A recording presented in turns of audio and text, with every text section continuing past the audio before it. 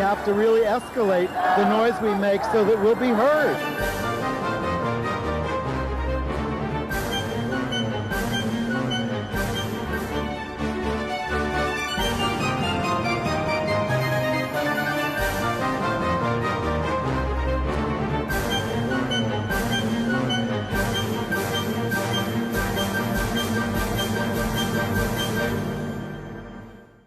Welcome to Gay USA. I'm Andy Hum. I'm Ann Northrup. I'm looking much smaller than you. I'm going to adjust my screen there. There we go. All right.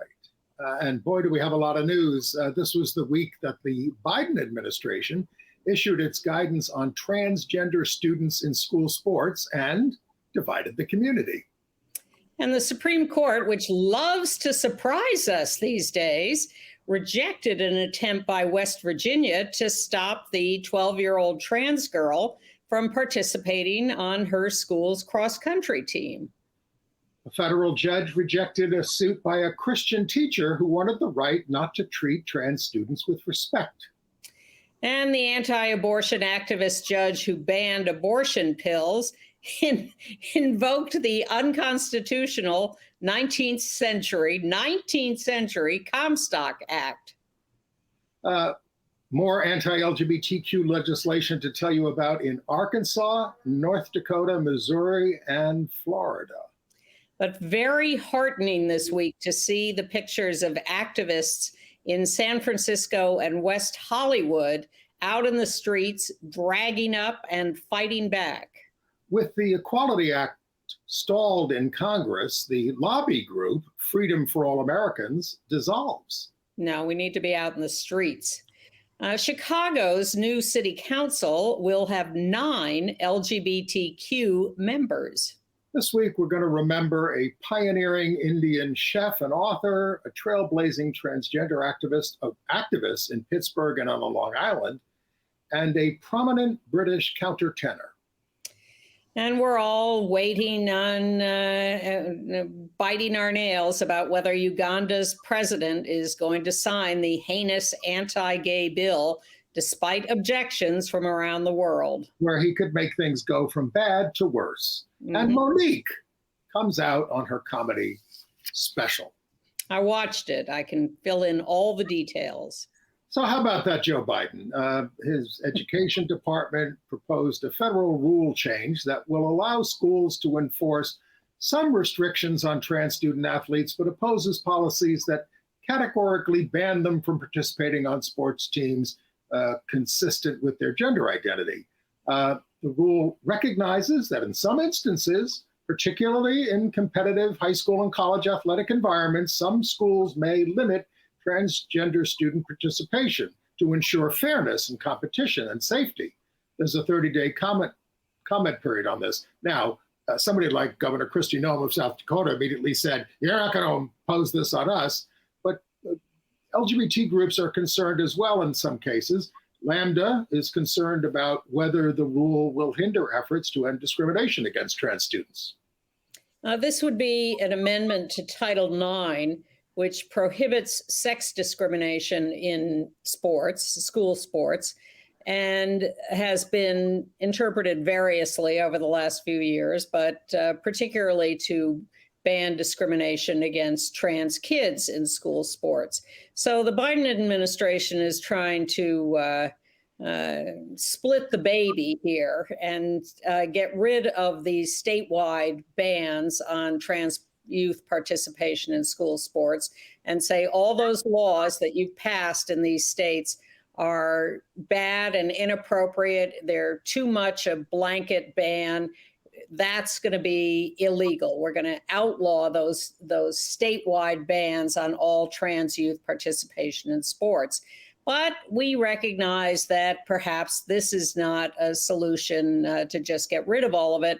There may be cases individually where it is appropriate to assess whether a particular person is inappropriate in sports in their lived gender, their gender identity. So we'll allow leeway for that. Well, as you say, Andy, it's satisfied no one, which unfortunately is what people often say is that makes it a great solution because everybody's mad at us. But I don't know that that's the answer here. Well, 14 trans and non-binary legislators wrote to Biden with their concerns, and they want revisions. There were some trans leaders, legal leaders, who affirmed it. I have to think they had a hand in writing it, that the administration would not have not consulted anybody about this within the trans community. But that has not, again, it doesn't satisfy everybody. Well, I think we would have to say that the Biden administration thinks it is doing the right thing, that they set out to do something that they thought would be a good thing. But the problem is that you can set out to do a good thing and the right wing can still exploit it, manipulate it, twist it, and end up in the same bad place that they began in. This by leaving that leeway, it is a potential opportunity for abuse. So it's a tough call. A lot of this is going to be left up to, unless there are court interventions, the sports bodies that regulate them, whether, especially for college athletics and things like that, about deciding who could play and who can't. And they've already split on some of this sport by sport in the rules that they have. But there are a lot of trans activists who are really up in arms about this and very offended and say, look, either we are who we are or we're not. And you can't just start putting us in some separate category and assessing us. Cisgender people have a variety of characteristics and skills and body types, and you don't separate them. You simply say everybody can play by their abilities. So there's a lot to be said for that point of view. So I think the Biden administration thought it was going to have an easier time with this, but in fact, they're getting attacked from all sides for it. And so this is not going to be the last word. And there is, as I said, a 30-day comment period. The clock is ticking on that. They're getting a lot of comments. 19 states currently have blanket bans on trans youth participating in sports in their currently lived gender. They're just banned from school sports, including West Virginia. But the Supreme Court rejected this week an attempt by West Virginia to prevent a 12-year-old trans girl, Becky Pepper Jackson, there she is, from participating in girls' school sports. She challenged the state's Save Women's Sports Act, it's called. Does that mean only sane women can participate in sports? Save Women. Oh, Save Women. Save Women's Sports Act. Sorry. That's all right. Anyway, Becky said she wanted to be on the cross-country team in her middle school in Harrison County. And she was backed by the ACLU and Lambda Legal. And during litigation, she has been allowed to run. She's undergoing puberty delaying treatment and hormone therapy. The lower court judge allowed the law to be enforced against her, but last month, the Fourth Circuit Court of Appeals blocked West Virginia from enforcing it. The law is being defended by Alliance Defending Freedom. And as you said, Alabama and 20 other states filed briefs supporting West Virginia, as did athletes such as Martina Navratilova. Well, Becky was participating perfectly happily and easily on the cross-country team for a while before a couple of parents got up in arms and challenged her. And then this whole legal thing started. But she had not been, it was all working fine until these parents stuck their nose in it. So to our great amazement, the Supreme Court has said we're not going to overturn that intermediate court. She can keep running while this continues to play out in the legal system. I don't think Justice Clarence Thomas went along with that. Or Alito, the two of them dissented. But Thomas, of course, famously this week, exposed for not reporting extravagant gifts for decades. He's a scofflaw, and so is his wife, Ginny. They're scofflaws. And their mega donor friend, Harlan Crow, is a notable collector of Hitler memorabilia, including a signed copy of Mein Kampf by the author. Yeah, I couldn't be happier for the demise of Clarence Thomas. Well, if only. Yeah. The 11th Circuit Court of Appeals ruled that 2 Florida conversion therapists can continue the harmful practice despite bans for minors in Boca Raton and Palm Beach counties. They awarded $175,000 in damages to the quacks, saying that the counties violated their First Amendment rights. Well, this is an argument that's been going on for a while too, but I'd like to think I have some confidence that that will be overturned, because the courts are pretty unanimous on the right of licensing bodies to outlaw conversion therapy. Okay. All right. Well, our new favorite governor, Sarah Huckabee Sanders, has been up to her new tricks in Arkansas. There she is signing a bill. Now, this is the one that says you can't demand that teachers use preferred pronouns unless your parents have signed a statement approving that. Am I right about that? Yes, and it includes public schools and colleges and universities. Parental permission for college students? Are they kidding? It's called the Teacher Protection Act, to protect instructors from losing their jobs if they don't want to use a name or a pronoun the student uses. So heaven forbid teachers should respect a student. So much for Southern hospitality. Yeah. And then there's North Dakota. Well, first I'll say the bad thing they did. The governor there, Doug Burgum, did sign bills banning transgender girls and women from school sports, K through 12 and college, even though there are no trans kids in school sports in North Dakota, documented. But he did the legislature, I think we told you this already, they failed to override a veto of a similar measure to the one in Arkansas. And he said, teaching is a hard enough profession without government forcing teachers to take on the role of the pronoun police. But he also signed a bill prohibiting lunch shaming, denying meals provided through federal breakfast and lunch programs to students with unpaid meal balances. And he vetoed a bill infringing on Fargo's method of electing people to local offices, including ranked choice voting. He said, we can't complain about our state's rights being infringed upon when we infringe upon the rights of our own cities to have some local control. By the way, the anti-trans bill in North Dakota was introduced at the behest of the Catholic Conference of Bishops. Oh, please. Well, there, you see what they're doing in Oklahoma, where they're going to make themselves declared a charter school to be available to students all over the state with state money. Well, charter schools, religious charter schools, and not just giving them money for schools, because they're already getting some money.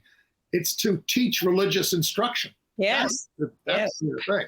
Yeah. All right. In Florida, bully boy Governor DeSantis is seeking to void that valid agreement by the previous Disney board to give the company say over development. He says he will retaliate with new taxes and tolls against the largest employer in Florida.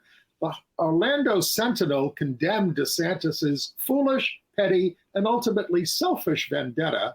They urge the governor, whenever you happen to be in Florida, to focus on your actual job. And Equality Florida put out a notice today, Wednesday, as we're taping, expressing sadness about all the families who are leaving the state or being harassed, and saying that they're not going to express an opinion on whether people should boycott the state. Some will, some won't. But whether you're there or here or anywhere, they're asking for your support for the work they're doing to try to oppose DeSantis. Yeah, Equality Florida is planning a big walkout of schools and colleges that will be led by students there. But other bills in Florida, the House is taking up a don't say period. It's a bill banning any form of health education until the 6th grade, would prohibit students from asking questions about menstruation, including about their own periods, which often occur before the 6th grade. This comes as the film adaptation of Judy Blume's Are You There, God? It's Me, Margaret, an ode to puberty and menstruation is going to open this year.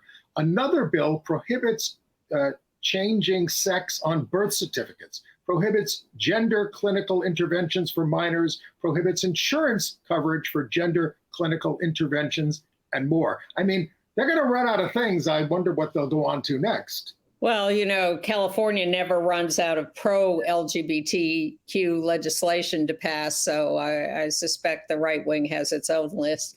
But this all feels like it's escalating everywhere, that the both sides, the right and the left, are just ramping up their anger and their dedication to whatever their values are, whether it is the legislators in Tennessee or all the bills we're talking about in states all over the country. It just feels like the temperature is rising almost as fast as the sea levels, perhaps.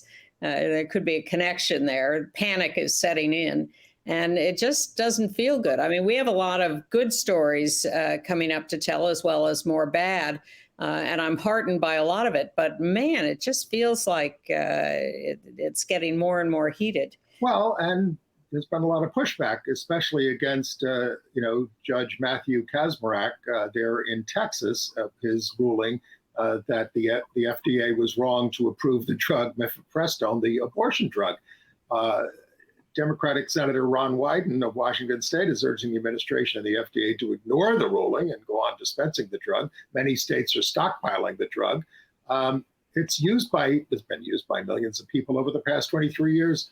The judge brushed aside FDA arguments that a pregnancy is a medical condition that can sometimes be serious and life-threatening, calling it a natural process essential to the perpetuation of human life. It is more dangerous to give birth than to have an abortion for the woman's health. Go ahead.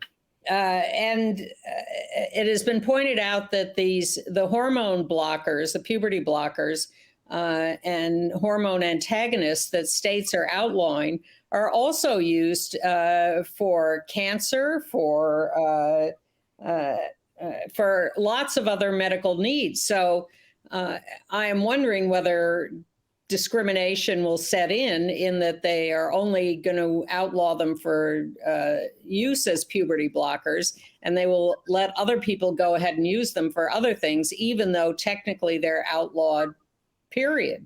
Well, to do this, he felt he had to invoke the Comstock Act of 1873, named for an anti-vice crusader. There he is, Anthony Comstock, it prohibits the mailing of contraceptives, lewd writings, there goes the internet, and instruments that could be used in an abortion. So no more condoms in the mail, I guess, or all that kind of stuff. Comstock largely was invalidated by the Griswold decision of the Supreme Court in 1965. And it's good that after the Texas maniac judge made his ruling against the abortion drugs, the Washington state judge moments later issued a ruling restoring availability and access to them, deliberately setting up a fight that could go upwards in the courts and eventually to the Supreme Court. But again, it's just this escalating fight. Well, that judge is Thomas O. Rice, an Obama appointee. And, he was expanding access to the drug, which actually the administration was not really going along with to some extent. But it affects 17 states and the District of Columbia. Yeah. In Iowa, Iowa stopped paying for abortions and morning after pills for rape survivors. Previously, these survivors got all kinds of care. Bear the rapist baby is their message. No emergency contraception. Iowa joins the states that have lost their minds. 61% of the people there support abortion rights in Iowa, but now Republicans are after contraception. All right. And Tennessee, Judge Parker, who put the hold on the anti-drag law for a couple of weeks, has extended that hold to May 26th, so that people will have a chance to argue that more. All right. And a footnote to Tennessee, all the news there for this week about the expulsion of Representatives Justin Jones.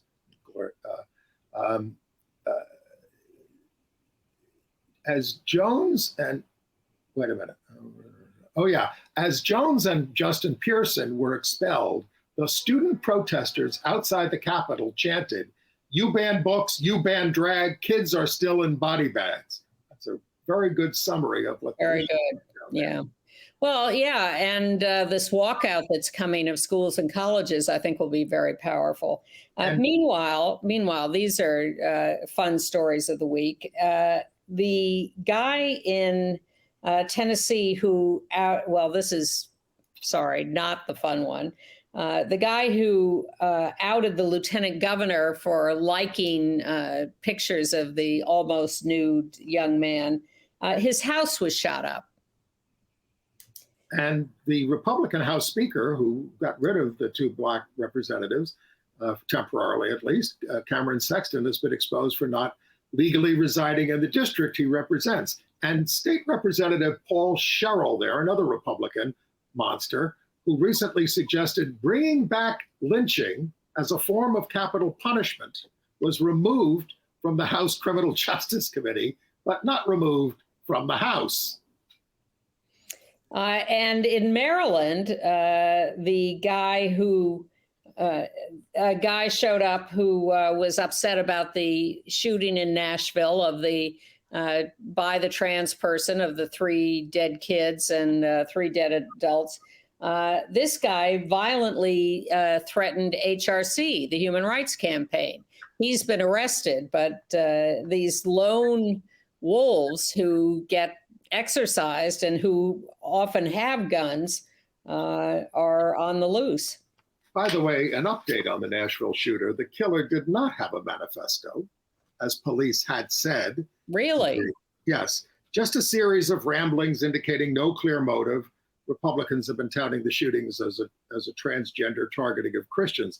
In this case, while the killer was, non-binary? Is that what we're saying? I'm not sure whether she identified as trans or, sorry, you're right, he, or non-binary. But that is, we have no evidence that that was anything but incidental to the shooting. Right. Okay. In Missouri, in the House, their legislature, they're angry at the ACLU lawsuit challenging their bans on many LGBTQ books in libraries. So they voted to defund the state's libraries, removing $4.5 million, as well as costs for diversity initiatives, childcare, and pre-K programs. Defund libraries. Does that sound like a winning slogan? The Missouri bill challenged. Yes. To the right wing, it does sound like a winning slogan. The Missouri bill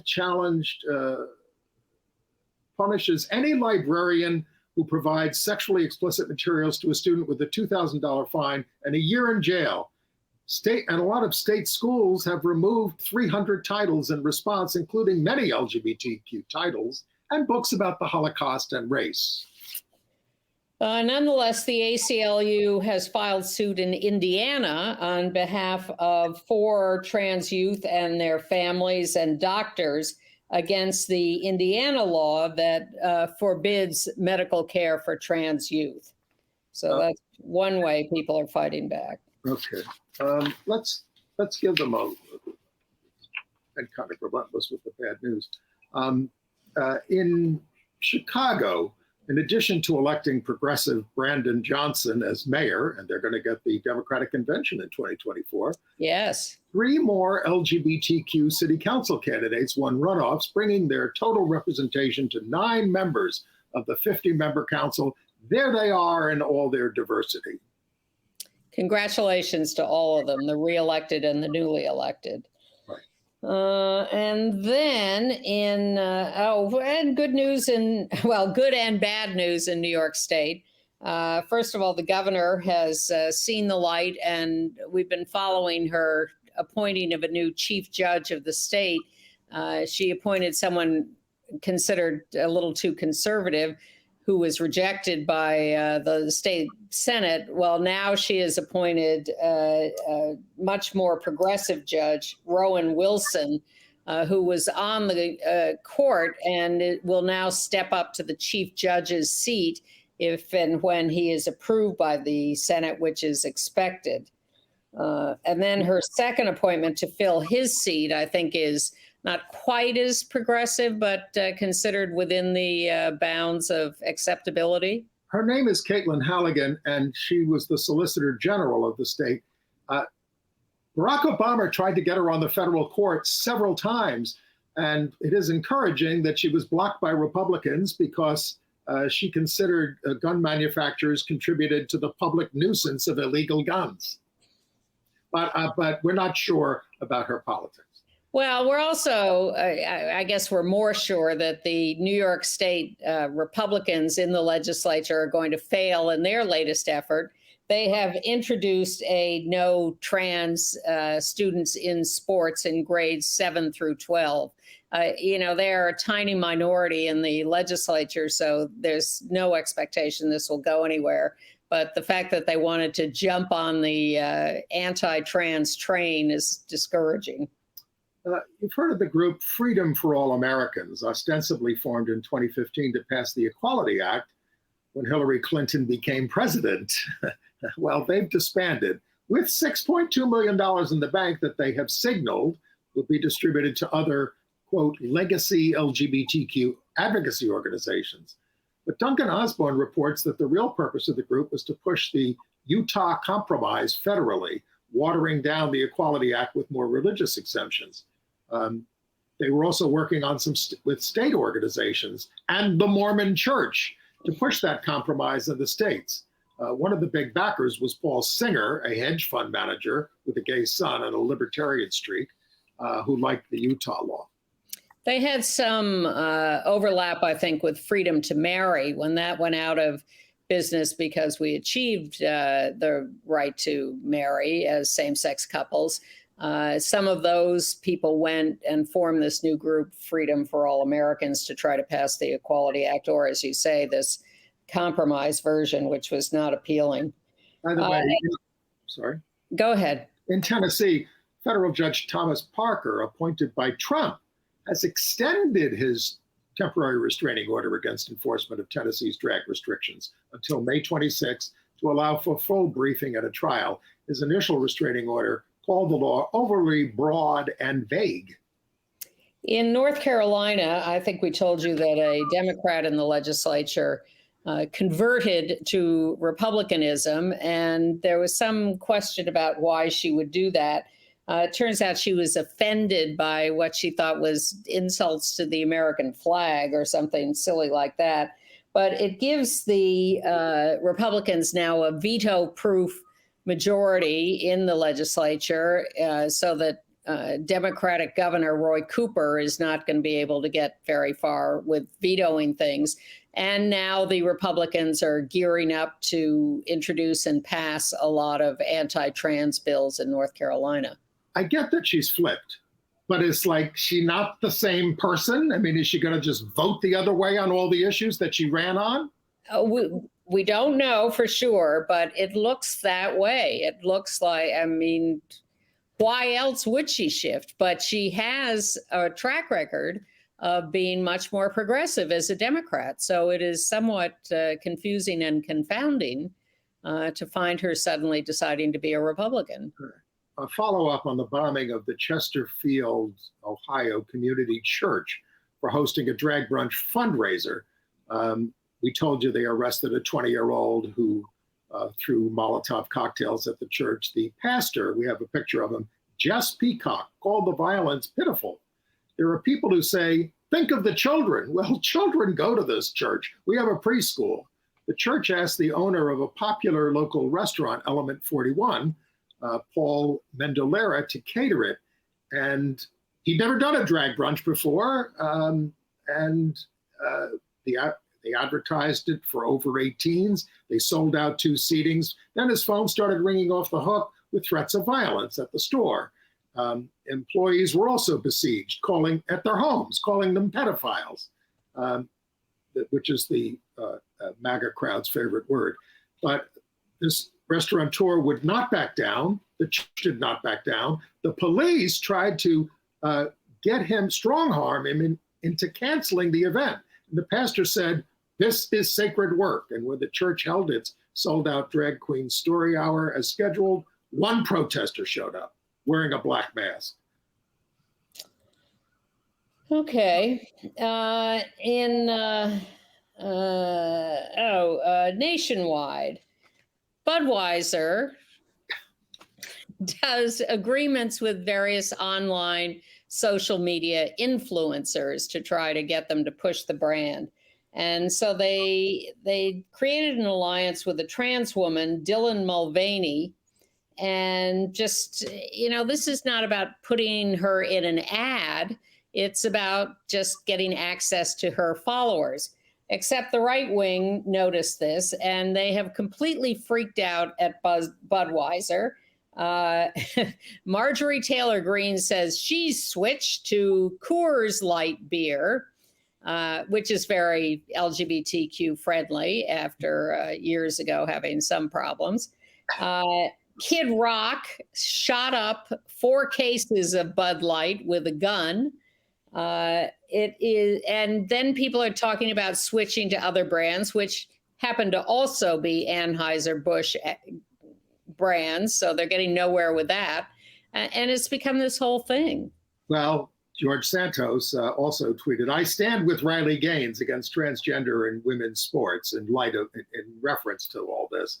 While Budweiser defended making the can from Mulvaney, they give hundreds of thousands of dollars to anti-LGBTQ politicians. Doesn't that make you happy, Marjorie Taylor Greene?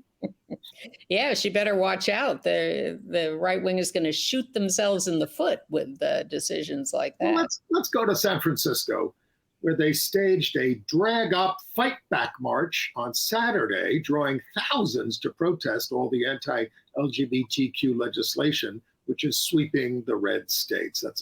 What a march.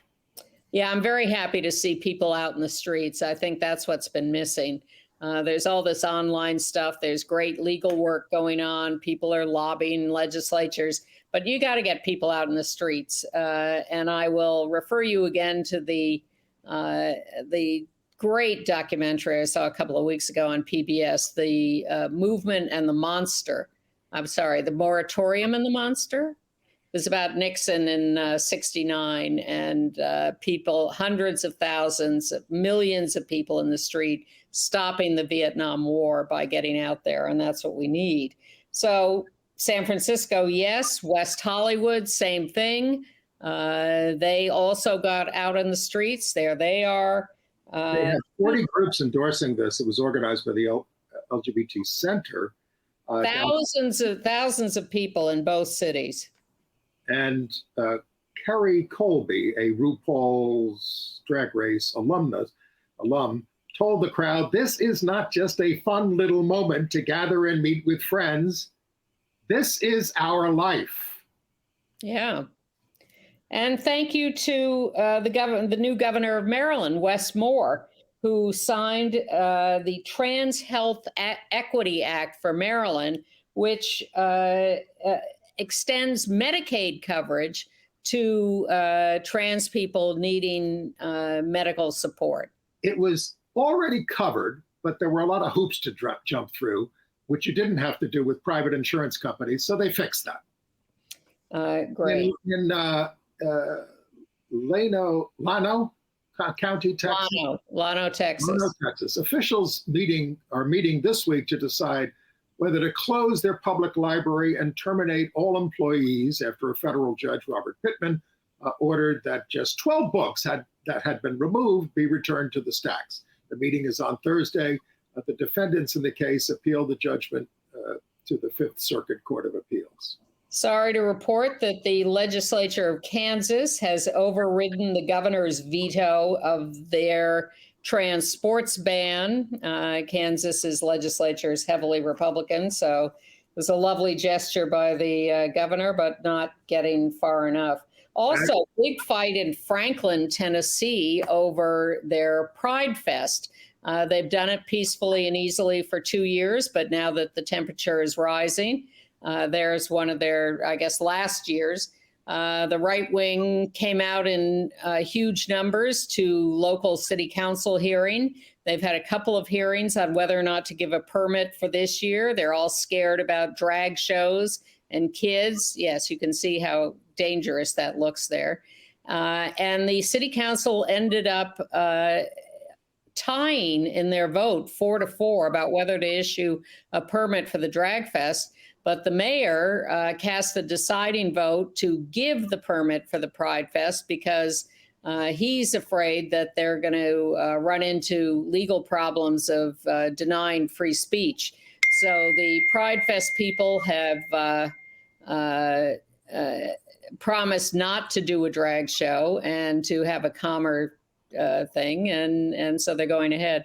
I've just been reminded by a loyal viewer that the documentary's name is The Movement and the Madman. Look it up. It's excellent. Okay. And finishing up on Franklin, the council there deferred a vote on a public decency policy to April 26th. It would ban not just nudity and sexually suggestive behavior in sex acts, but offensive displays of affection. That's an interesting one. Come to New York. We have a lot of offensive displays of affection here.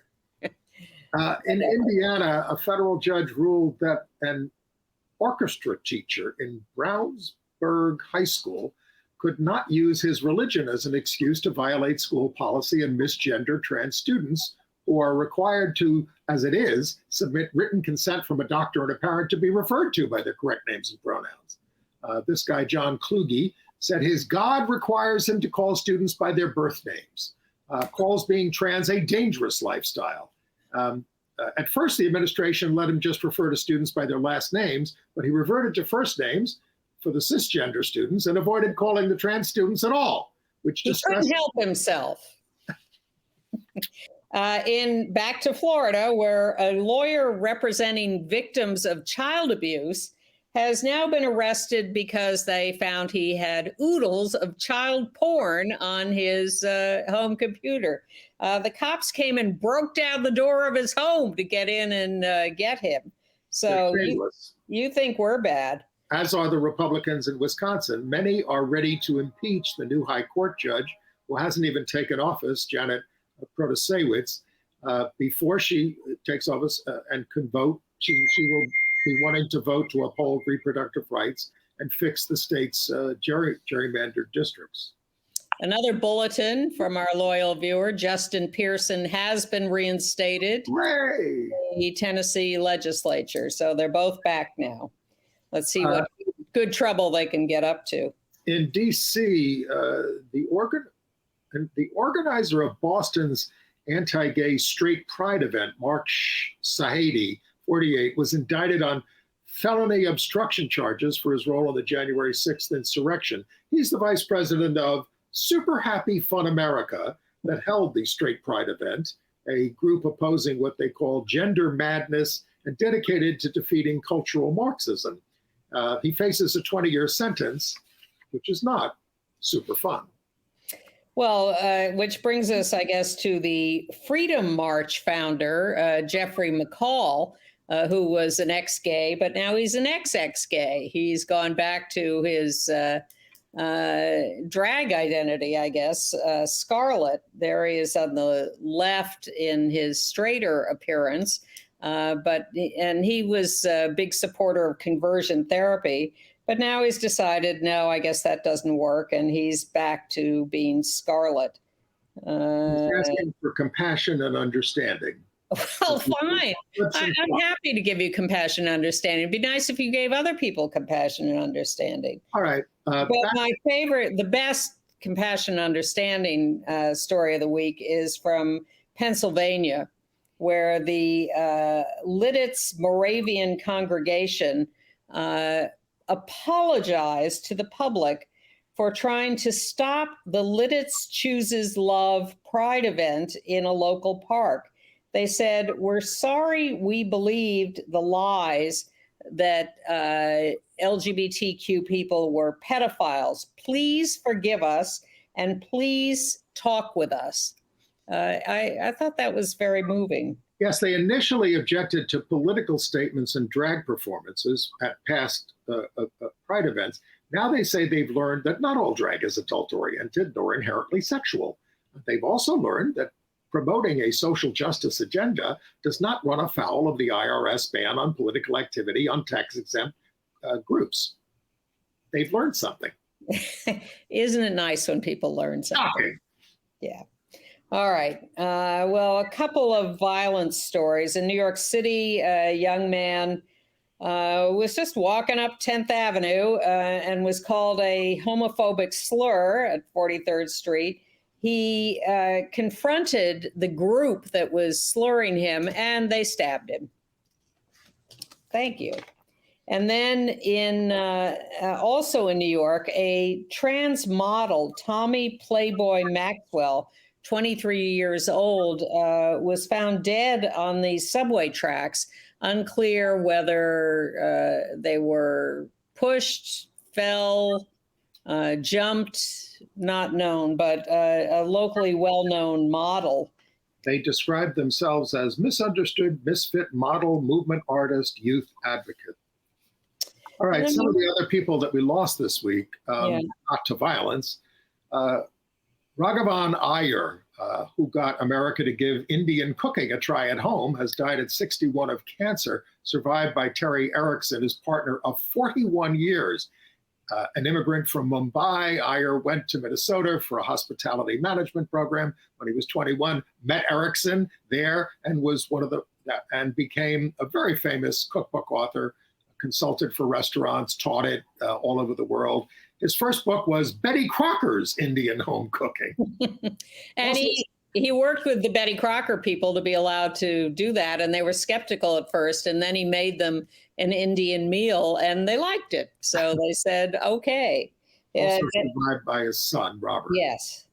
And in Pittsburgh, Pennsylvania, a trans pioneer and activist, Wendy Miller, 75 years old, also had a framing business. You can see her standing outside it there. She was the co-founder of the Pittsburgh Transsexual Support Group, which she started in 1995. And she went on the Ricky Lake show a year later in 96 with her son to discuss the whole family dynamic of having a trans parent.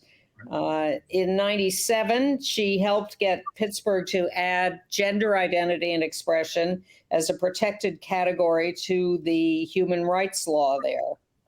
And Joanne Borden was a leading trans activist on Long Island. She's died at the age of 97, repeatedly fought at the Nassau County Legislature for LGBTQ rights, appearing before them no less than 72 times. Wow. Though Nassau, my home county where I'm from, never came through. But New York State did pass the Gender Identity Non-Discrimination Act. She was the author of Transgender Complete, a virtual handbook, and the Transgender Monologues. She was a widow, survived by 2 children and 4 grandchildren, a veteran of World War II. She was an industrial engineering consultant and president of 2 engineering societies. What a pioneer. What a great life. And we also lost Sharon Malhero, co-founder of One Iowa, the activist group in Iowa, and was involved in Iowa becoming the 3rd state, long before New York, to legalize same-sex marriage. So she is mourned by the community in Iowa. And we lost James Bowman. Can we talk about him now? Yes? Sure. A prominent British countertenor has died at the age of 81. His creation of the voice of Apollo in Benjamin Britten's Death in Venice in 1973 made his name, creating a gender-ambiguous tone that captured the god's essence, survived by Terry Winwood. He also now that's a picture of him on the right in Benjamin Britten's Midsummer Night's Dream. He had not thought about auditioning for this. This was his first one of his first roles. He said, a friend came up from London and told me that Benjamin Britten was holding auditions. This is sort of a fairy story. I'd never done anything on stage in my life, but I wrote to Britten and said, I think I'm eminently suited to the role of Oberon. And the person on the left there was Mark Rylance, the famous actor.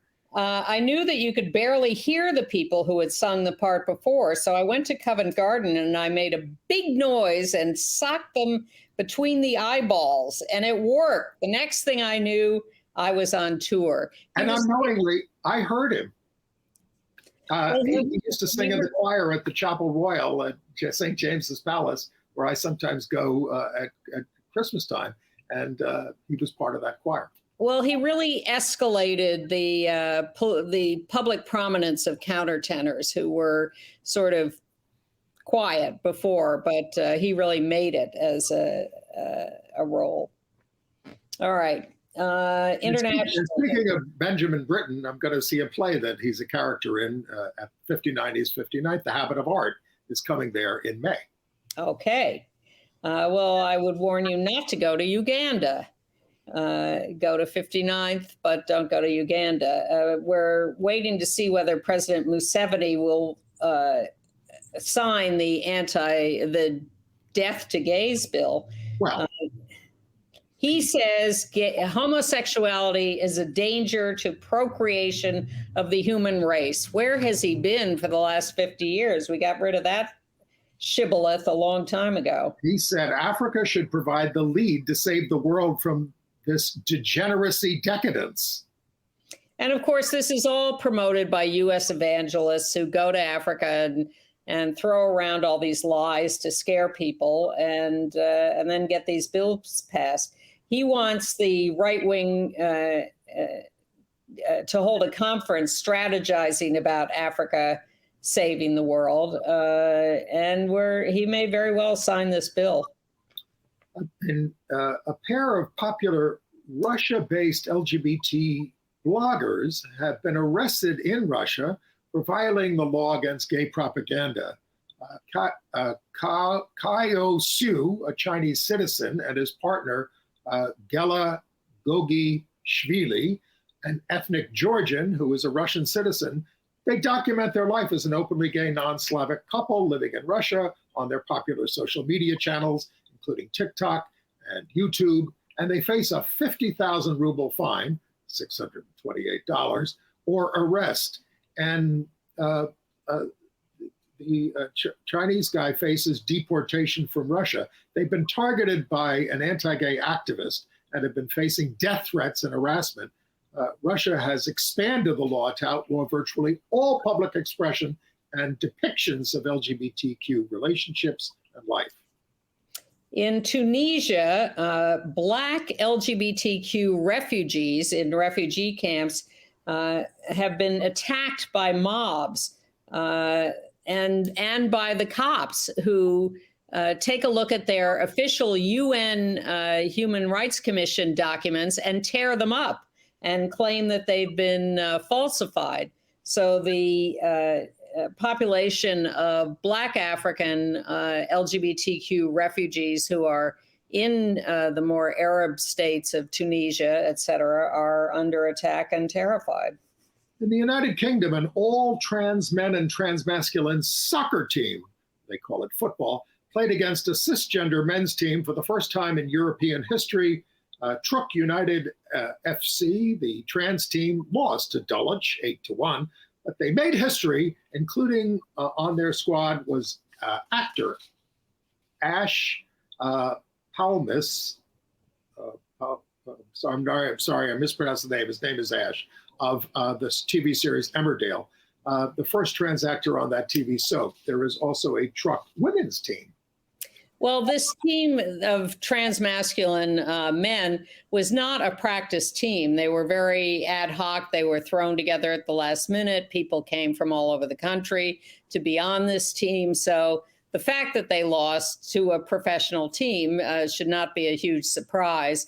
And I'm sure once they get a little more practice in, they'll do better.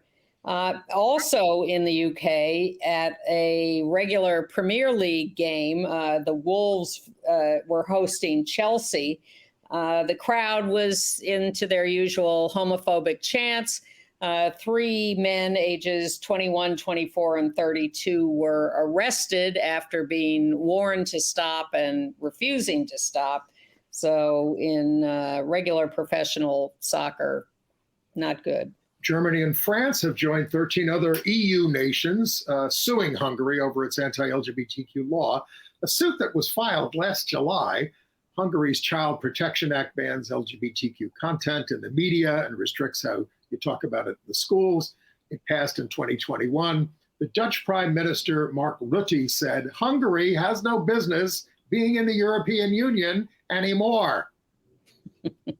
LGBTQ rights uniting other members of the European Union. Estonia is working out a plan to legalize same-sex marriage. That would make them the first ex-Soviet republic to do so. Very exciting. Okay. Yeah. I don't really have any AIDS news, but I do want to. I got one thing. Well, I do want to point out that people are acting as if COVID is over. An old man today came up, older than me even, and said, "Why are you still wearing a mask?" Only 17% of Americans have gotten a COVID booster.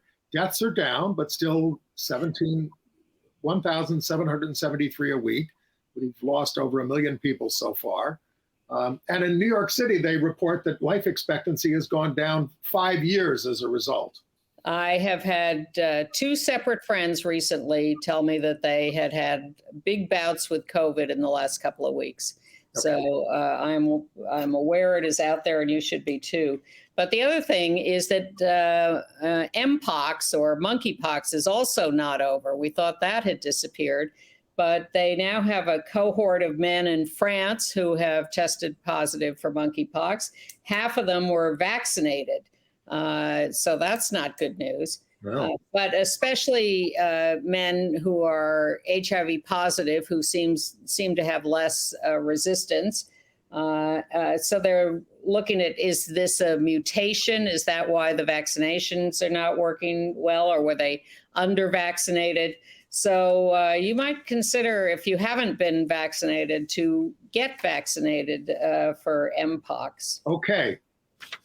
In entertainment news, Tom Daley and Dustin Lance Black announced that they have a second son, Phoenix Rose, pictured with their first son, Robbie. They're always very good about never showing the kids' faces in their photos. It always astonishes me that people do that, because could you really recognize a baby? Well, you know. I guess so. I have a correction from last week. I said Coleman Domingo had joined the cast of Fat Ham on Broadway. No, he hosted a Juicy Disco celebration of the Pulitzer Prize-winning comedy ahead of its opening on April 12th. I'm seeing it this weekend with our friend Chris Cooper. Okay, and Monique has a new comedy special on Netflix. I have to say, I have rarely seen anything so profane as that. Oh my God. Every other word is either MFer or the N word or something. It is just relentless. Did you like it? Did I what? Like it? Not particularly, but it's not up to me. It's called My Name is Monique. And a main theme here eventually in this special is about her discussing her sexual orientation and how she came to realize that she had always been attracted to women and wanted to be with women, but she was now on her 3rd marriage. She's been criticized a lot. She, at one point, had an open marriage with one of her husbands and took a lot of flack for that. She took a lot of flack for not shaving her legs, too. But she talks about how she struggled and struggled and struggled and finally said to her 3rd husband, who she truly loves and who she describes as the sweetest, nicest, most loving guy, I want to be with another woman sexually. And he says, me too. But she then sort of throws in this thing about yeah, I really want a woman to perform oral sex on me, but I'm not doing it to her. Oh, well, I hate that. not a good advertisement. No. So, take a look if you're interested, but you're not going to come away from it being totally thrilled. The Guggenheim Fellowships have been announced, a whole slew of them. And among them in the fiction category are gay novelist and artist James Hannaham, the author of God Says No, and our friend Jacqueline Woodson, who writes books for children and adolescents and an autobiography, Brown Girl Dreaming, and best known for Miracle's Boy and a raft of Newbery-honored titles exploring issues of gender, class, and race. And our neighbor, Wayne Kestenbaum, author of 20 books, poet, writer, artist, best known for writing The Queen's Throat about gay men and opera, and the book Humiliation, which is about that, and a biography of Andy Warhol, and works about Jackie Onassis, and teaches at the CUNY Grad Center. Congratulations to all of them. Okay, Fenton Bailey, the out gay creator of RuPaul's Drag Race with Randy Barbato, has, with their World of Wonder production company and the ACLU, created the Drag Defense Fund to combat the rise of all these anti-LGBTQ laws and threats up against the power of the Republican Party. Bailey wants to figure out how to make Drag Race come to Uganda, Russia, and Iran. Please. Says he was violently bullied as a sissy boy, but did not retreat or conform because he knew and liked who he was. Bailey quotes RuPaul's most famous line, "We're all born naked, and the rest is drag." We have only a little over a minute. Performance Space here in New York is going to stage a celebrity reading of excerpts from Urvashi Vad's Virtual Equality. Look that up to attend. And the Met Opera is currently performing a new opera by the same librettist who did Fire Up in My Bones, Yep. Charles Blow thing. Well, this is Champion, about Emil Griffith, the boxer, who was gay and who was also famous for being insulted with fag bashing at a weigh-in to a fight, and then got into the ring and pummeled this fag bashing opponent so badly that he killed him, not on purpose. Benny Perrette. And soprano Stephanie Blythe makes a cameo appearance as the lesbian owner of a gay bar. It's gotten pretty good reviews. There'll be a live simulcast on April 29th for that. We'll tell you about the Urvashi Vad thing in our email, along with the Rainbow Book Fair. Yes, the Rainbow Book Fair next weekend at the center, the return of the Rainbow Book Fair, and we will return next week. Thank you.